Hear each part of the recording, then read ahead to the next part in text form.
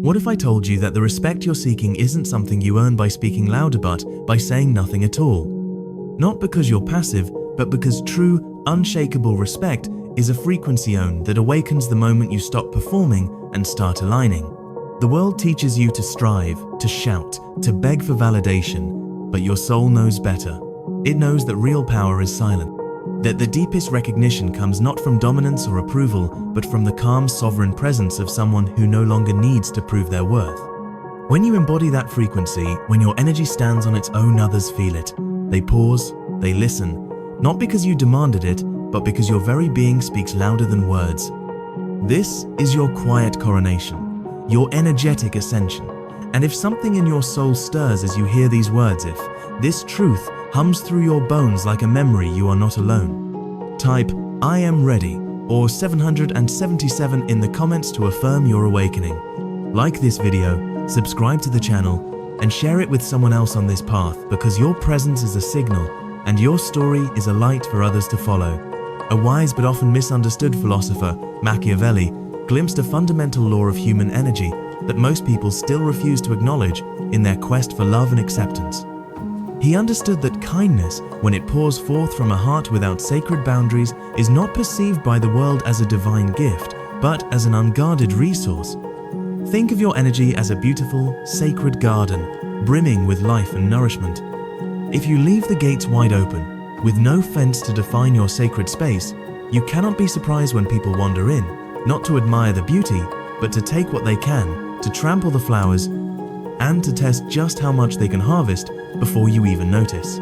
They will test your kindness, they will push against the edges of your generosity, and if they find no resistance, no sacred no, they will inevitably begin to treat the gift of your presence as if it were a common disposable thing. This is the painful reality of why you can pour every last ounce of your life force, your precious time, your focused attention, and your deepest empathy into another person, only to find yourself treated as if you are utterly replaceable. And here is the crucial distinction you must make. This is not because they are inherently evil, it is because they are profoundly human, operating from a place of instinct and unconscious patterning. The human spirit, in its unawakened state, doesn't just respond to the gentle warmth of kindness. It responds to the undeniable structure of power. It gravitates toward the frequency of self-control, not just the act of generosity. It respects the one who has mastered their own inner kingdom. And what is this power? Let us be absolutely clear, for this is where the spiritual path diverges from the worldly one. This divine power is not aggression. It is not domination or control over another. True spiritual power is a profound and unshakable certainty. It is an inner knowing that radiates from your core. It means knowing the sacred limits of your own energy, your time, and your heart, and holding those boundaries with a gentle but firm resolve, even if, and especially when, it makes others around you uncomfortable. Their discomfort is not your responsibility, your energetic integrity is. This power means you finally release the exhausting chase for validation from others. You stop looking into their eyes for a reflection of your worth, because you have found that worth within yourself, connected to the source. It means you are no longer afraid to walk away with grace and dignity from any person, any situation, any relationship that does not align with your soul's highest vision. This one subtle internal shift from seeking approval to embodying self-respect is powerful enough to recalibrate the entire dynamic between you and the universe. You don't have to become a fortress, but you must become a sanctuary, one with clear gates. You don't have to scream to finally be heard by the world. You don't have to perform endless acts of service to prove you are worthy of respect. But you absolutely must begin to carry yourself with the quiet, dignified energy of someone who is not afraid to lose people who have not yet learned how to value them. This is the great spiritual test where most people lose the game of life. This is where they lose their connection to their own divine power. In their fear of being misunderstood, in their terror of being abandoned or disliked, they cling. They grasp tightly onto people and situations that are draining their life force. They over-explain their every thought and feeling, unconsciously signaling to the world, "Please understand me so I can feel valid." They are terrified of the silence that follows a misunderstanding, because in that silence, they are left alone with their own need for approval. And in that moment of desperate clinging and explaining, their power evaporates like mist in the morning sun. But the moment you truly, deeply let go of needing the world's approval, you win. You don't just win the game, you transcend it entirely. That is the moment people begin to notice that your frequency is different. They can't always name it, but they can feel it. The energy around you palpably shifts. You are no longer chasing connection from a place of lack, you are choosing it from a place of wholeness. You are no longer a passive recipient of the world's energy, you are a conscious creator of your own reality. You no longer tolerate the subtle poisons of disrespect, you learn to eliminate them from your field, not with anger or drama, but quietly, calmly, and completely. This is precisely where Machiavelli's often feared insight becomes spiritual gold. He wasn't teaching a doctrine of cruelty, he was teaching the art of divine clarity. He was teaching strategic behavior born from self-awareness. He was teaching the necessity of reading the energy of a room, not just the words being spoken. He was teaching the discipline of holding yourself with a sacred poise, a regal self-possession, and the wisdom of knowing when to act with intention and when to simply stay still, anchored in your own power. That is true power. That is the respect that flows to you, not from you. It all begins the very moment you stop playing the role of the nice one just to be liked. Have you ever wondered why the quietest person in the room often holds the most authority? It's not about being loud, it's about being deliberate. When you stop being a pinball, reacting to every push and pull from the world around you, when you stop rushing to defend your honor or explain your every move, something magical happens. People start leaning in. Your silence creates a vacuum, and their curiosity rushes to fill it. They begin to wonder, why aren't they flinching? Why didn't that insult land? Why do they seem so utterly unmoved by the chaos around them? This calm, unbothered, sovereign energy is, in its own way, intimidating. Not because you are trying to scare anyone, but because true, unshakable inner control is so incredibly rare in a world where most people are secretly operating from a deep well of insecurity. The soul who is anchored in their own truth, the one who doesn't need to join the frantic dance of the ego, becomes the one that everyone, consciously or not, notices. This is the real game, you see. People, by their very nature, will always test your energetic edges. It's an instinctual dance. They want to know what you will tolerate. They want to discover the blueprint of your boundaries. And if you have none, they will keep pushing. Not because they harbor some deep-seated hatred for you, but simply because they are unconsciously figuring out how far they can go. It's not personal, it is a fundamental law of energy. But the second they realize they cannot shake you, the second they feel the gentle but unbreakable boundary of your self-respect, everything changes. The subtle disrespect stops. The testing ceases. Not because you threw a fit or demanded it, but because they now understand, on a deep, energetic level, that there are consequences for crossing your sacred line. And these consequences don't have to be loud, dramatic, or aggressive. Sometimes the most powerful consequence you can enact is a dignified silence. Sometimes it is the creation of distance. Sometimes it is the simple, calm withdrawal of your precious interest and attention. People don't fear losing you when you are always available, always explaining, always forgiving, always rushing to fix things. They begin to fear losing you when your standards are crystal clear and you refuse to budge from them. They respect you most when they realize you don't need anyone, but that you consciously and carefully choose who gets access to the sacred temple of your time and your energy. Machiavelli was not writing a handbook for tyrants. He was writing a survival guide for deep thinkers, for sensitive souls, for the people who were bone, tired of being walked on, tired of being overlooked, and tired of the soul-crushing feeling that they have to shrink themselves just to avoid conflict. He understood that real, divine strength is never found in the fire of revenge. It is found in the quiet waters of restraint. It is found in poise, in grace, in knowing exactly who you are at your core and no longer needing a single other soul on this planet to confirm it for you. And when that becomes your baseline, when you stop chasing the fleeting approval of others and begin operating from a deep well of unwavering self-respect, you will notice something strange and wonderful. People will begin to treat you with more care, more consideration, more reverence. Not because you somehow managed to change them, but because you finally, courageously, change the energetic laws governing how they are allowed to treat you. And isn't this the wildest paradox of all? The people who end up being the most disrespected are almost always the ones who bend the most, who contort their own souls just to avoid it. It sounds completely backwards, doesn't it? But it is a profound spiritual truth. The more you desperately try to be liked by everyone, the more other people's instincts sense that they can get away with more at your expense. And once they sense that vulnerability, that lack of an energetic backbone, they will test you, not always maliciously, but instinctively. It's as if their subconscious mind whispers, if they let that little thing slide, what else will they allow? How much of their sacred space can I occupy? But here is the magnificent, life-altering shift that Machiavelli understood.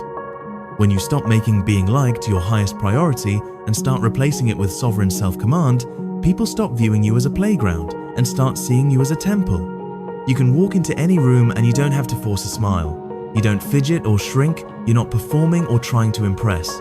You are simply present, composed, and still.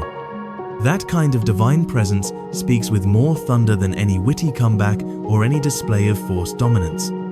It is a testament to the truth that it's not about having power over others, it's about mastering the infinite power you hold over yourself. The secret? Learn the art of boundaries in silence. You don't have to yell, "Don't you dare talk to me like that." You can simply hold their gaze for a moment longer than is comfortable, raise a single eyebrow, and let the powerful silence do the work for you. You do not owe an explanation for why another person's behavior is unacceptable. You just slowly, calmly, and without fanfare reduce their access to you.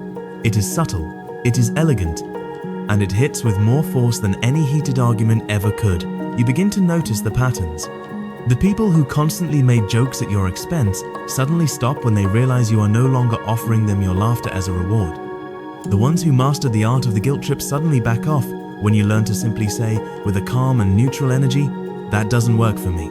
No long story, no convoluted justification, just a quiet, dignified stillness, backed by the unshakable foundation of your own self-worth. Machiavelli knew that we must not let our volatile emotions write checks that our sacred reputation has to cash. The real art of commanding respect isn't about pushing people away in a fit of anger. It is about cultivating such quiet certainty in your own being that no one would even dare to cross a line they know. Deep in their bones, you don't even need to speak aloud to enforce. It's the silent, powerful energy that leaves them wondering, what would happen if I stepped out of line? And that sense of wonder, that recognition of your inner sovereignty, is often more than enough to keep them profoundly respectful. You do not earn respect by demanding it, you earn it by needing it less. And that, my friend, changes everything.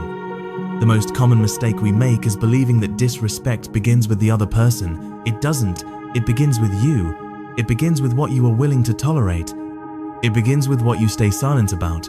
It begins with the kind of energy you allow to linger in your sacred space. Machiavelli understood this on a level deeper than anyone. He observed that real power, authentic spiritual power, is never something you have to shout about. It is something you carry within you, a quiet fire that needs no external explanation. It is in the decisions you make without flinching, in the pauses you are willing to let stretch into a powerful statement. The moment someone tests your boundary and you do not react with a flurry of emotion, but instead, you just make a quiet mental note, and when the time is right, you act accordingly, not from a place of revenge, but from a place of perfect alignment with your own self-respect. Let's make this utterly practical. Imagine someone makes a passive-aggressive jab at you. The common response is to laugh nervously or to retaliate with your own brand of sarcasm. But the powerful, sovereign response? Utter stillness, unbroken eye contact, no reaction at all.